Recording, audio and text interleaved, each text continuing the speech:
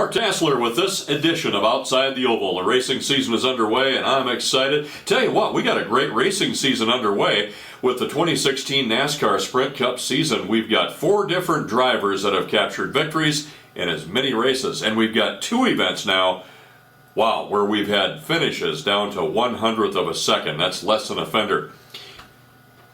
Off to a great season at Phoenix this past race. We saw the 4th different winner there with that very close victory, one that took your breath away. Kevin Harvick edged out Carl Edwards by 1/100th of a second.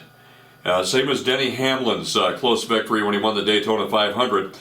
And even more exciting, Edwards and Harvick were making contact at the start-finish line, and it was the closest finish in the series history at that track at Phoenix International Raceway. Story that I'd published earlier prior to the race, an Outside the Oval story. I said the guy to watch was Kevin Harvick, and the reason I'd said that is he's been so successful at that track. It seems like when a driver and a team gets dialed into a track, and these guys really have. He's won a number of times there. He was the guy to watch. Turns out he was. This time he brought the number 4 Chevrolet from the 18th starting position. He started about mid-pack, and to win his 6th time winning at this track in the last 8 races, and 5th time in the last 6. He's got a total now of 8 victories there, more than any driver at Phoenix International Raceway in NASCAR.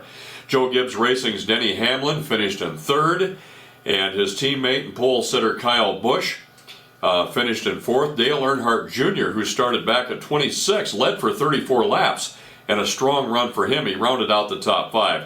A great comeback was Jimmie Johnson, finishing 11th. Now keep in mind, he had to start way at the rear of the pack. He qualified well on Friday, but he went into the wall in turn 2. Why? His steering wheel came off, and he had to get his backup car out because he crashed the car that he qualified good with in the top 5. But because he had to get his backup car out, he was forced to start at the rear of the field, and he charged all the way up to 11th at the finish line, and that was a great comeback. He passed a lot of cars. Casey Kane, another driver that had to start at the rear because of problems in qualifying. Engine caught on fire after he qualified well. He didn't come back so strong. He finished back at 22nd.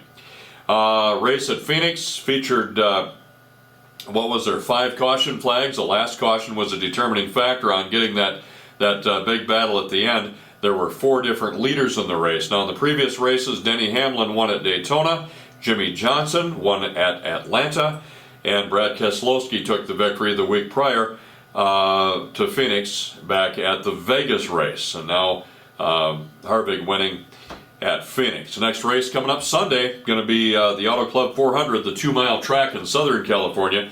And that's just straight east of Los Angeles, a track there. It's a D-shaped oval. It's got a straight back straightaway. The front straightaway is rounded. Different configuration there, that 2-mile track. They'll run 200 laps on that thing. Who to watch? Well, Brad Keselowski won the last race there, and his team Penske has victories there to their credit.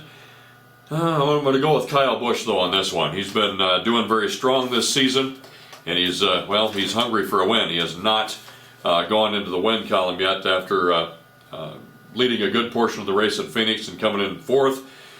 He's won a couple times at Fontana, by the way, at the track they're going to. He won there in 2013 and 2014 back-to-back. His team, Joe Gibbs, very successful there. They've got victories racked up. Don't count out Harvick and Johnson with their Chevrolets, but I'm going to go with Kyle Busch on this one. We'll find out Sunday in Southern California at the Auto Club 400.